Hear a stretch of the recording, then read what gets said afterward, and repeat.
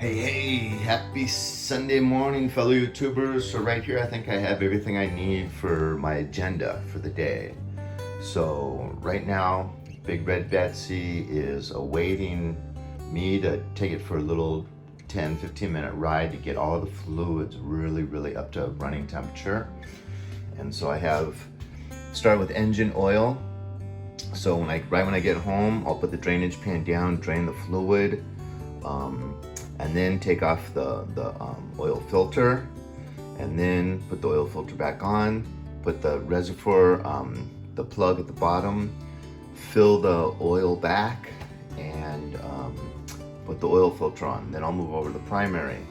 So I'm first gonna take the primary, the derby cap off and drain the fluid, and then just take a pair of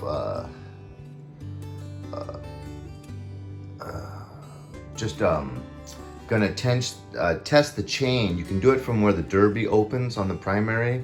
Put the screwdriver in and test the chain.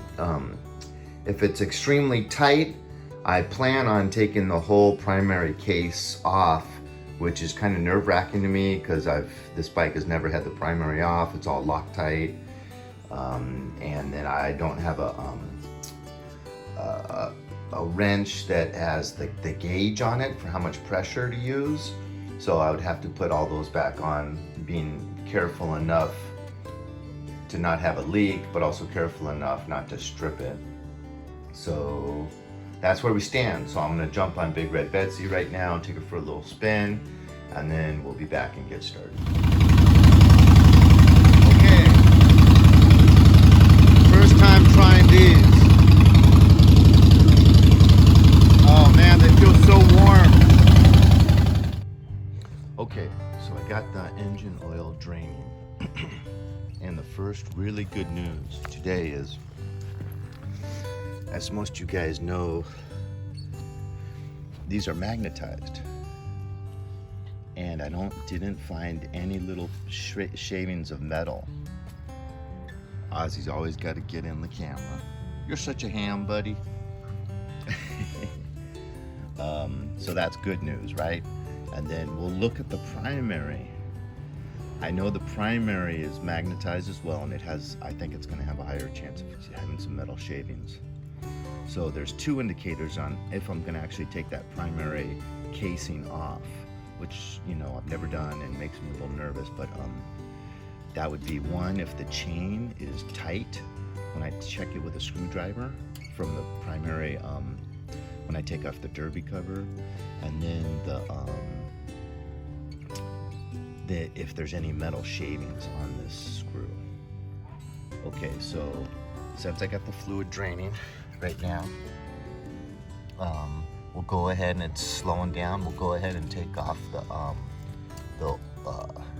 filter, the oil filter. And that's like the messiest part of the job. But this, you guys, obviously, this is the most important tool to have for changing your oil filter, because this just fits right on top, and then you can screw it right off. Okay, I'll be back in a second. Okay, right there is where the oil filter goes. So we got that off. I told you it's messy. I've never developed a good way to avoid all that oil getting on your engine. Okay, so the engine's almost free of oil. Of course, I'm gonna have to lift it off the kickstand. See, the opening for the engine oil is on the other side of the engine, and it leaning on the kickstand, you've still got a good amount of engine filling engine oil fluid filling up on this side of the engine. So you're gonna have to lift it. I'm gonna wheel it over to this post and just leave it upright for a good 15-20 minutes, making sure that it really drains all that old oil out. But right now, what I can do is I can put the new oil filter on before I wheel it over there, and then that also helps with the primary. Well, actually, it's kind of good to have it. You know what? It's kind of good to have it on the kickstand when you empty the primary. So I'll empty the primary first before I wheel it over to the fence and set it upright. Okay, oil filter on. Now just pouring oil in here, and I feel bad just getting Hartley transmission oil. I'm gonna be going back to AMS. I forget who left the comment saying that they always use AMS oil, and I used it for years and got lazy. I'm sure I can find it online. Next oil change, AMS. Okay, here's the primary plug, and oh shit. Hang on.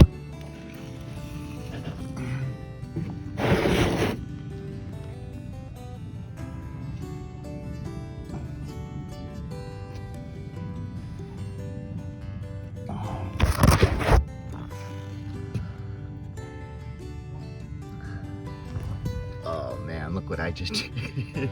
This overflowed. I forgot that I was letting it into this. Oh man, big mess. Anyways, that's not as important as no metal shavings on the primary plug. So good news. The mess, I'll clean that up later.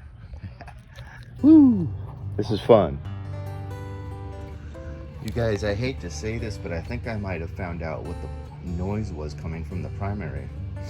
I haven't inspected yet. I'm about to get into that, but the oil was the filthiest oil I've ever seen come out of motorcycle, car, tractor, ATV. I mean, it was black. You couldn't see through it at all. So I'm wondering, it's got 26,000. At 20,000, I took it in for that 20,000 tune. I'm wondering if they just didn't change that primary oil. They may have not have and just pulled a fast one. Now I have a tendency towards paranoia, so you guys chime in and correct me if you think I'm wrong. But only 6,000 miles on the primary and have the oil be that filthy dirty, and there's no metal shavings. So I'm thinking it may have just been oil that was like in the primary for like a year and a half, or even more possibly. Because I usually only change my primary out like once a year. So I do the engine oil twice a year, and the tranny sometimes even just once every 2 years, and primary once a year. Anyways, I think I might just, well, I'll still inspect it. Okay, keep you posted. Okay, so I just checked the chain and there's looseness. So that means the chain tensioners are working properly. There was no metal shavings on the magnetic drain plug. And so I'm not gonna bother to take the casing off. I'm feeling pretty good at this point in time. So I'm gonna just put in 1 quart.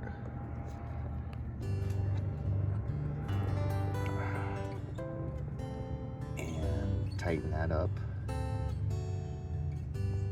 And take it for a ride. And I think we should be good. Hopefully I don't hear that sound coming from the primary anymore. I don't know what to make of that oil. I've never seen oil that color before.